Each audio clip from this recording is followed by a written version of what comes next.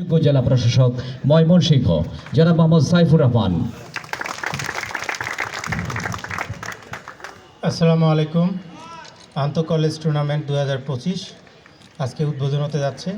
উপস্থিত অতিরিক্ত police super জনাব আব্দুল আল মামুন আছেন, জেলা ক্রীড়া সংস্থার সদস্য সচিব এবং জেলা ক্রীড়া অফিসার উপস্থিত রয়েছেন, অংশগ্রহণকারী কলেজের সম্মানিত শিক্ষকবৃন্দ এবং ফুটবল টিমের সম্মানিত শিক্ষার্থীবৃন্দ। আসসালামু আলাইকুম।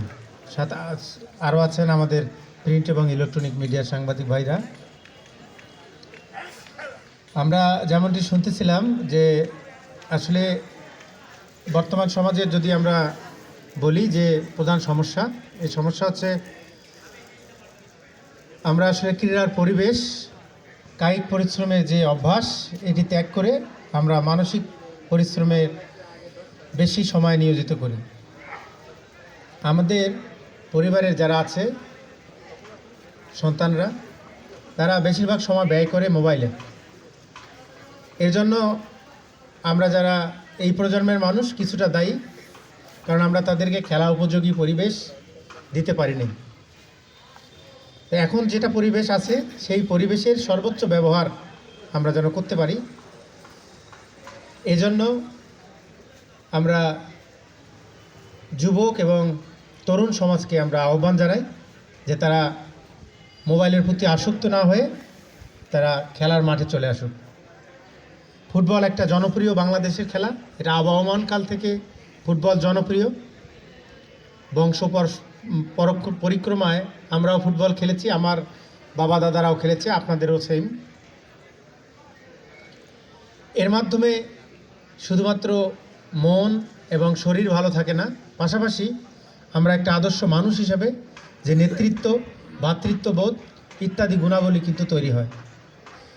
আমরা এরকম টুর্নামেন্ট আয়োজনের প্রধান উদ্দেশ্য হচ্ছে যে আপনাদের মাধ্যমে আমরা দেশীয় খেলার সংস্কৃতি ধরে রেখে এখান থেকে আমরা আন্তর্জাতিক মানের ফুটবলার তৈরি করা।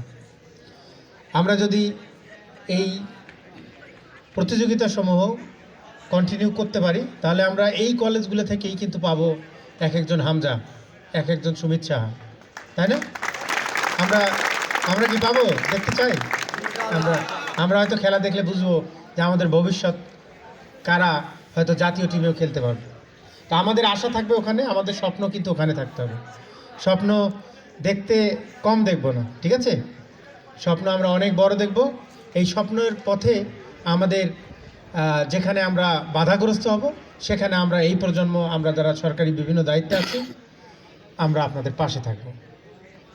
তো আমরা এখানে সবাই, আমরা কলেজের ছাত্রছাত্রী অংশগ্রহণ করব, প্রায় 24টি কলেজ অংশগ্রহণ করছে। আমরা সবাই ময়মনসিংহের মানুষ।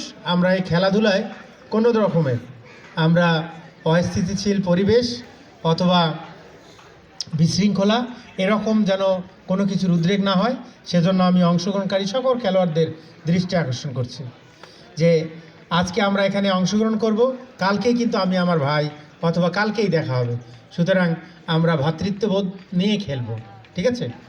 আর পাশাপাশি যে এই খেলার মাধ্যমে আমরা ময়মনসিংহকে সুনাম অর্জন করব, যেন ময়মনসিংহের খেলার নামের সাথে আমরা দেখব যে এখানে সুশৃঙ্খল পরিবেশে আমরা খেলা সম্পন্ন করতে পারি। তো আমি আপনাদের খেলা উপভোগের জন্য অপেক্ষা করব। ইনশাল্লাহ আমরা ভালো খেলা খেলে ময়মনসিংহের থেকে আমরা জাতীয় পর্যায়ে পুরস্কার অর্জনের আশা রাখি। আশা করতে পারি? আমি আর বক্তব্য না বাড়াই।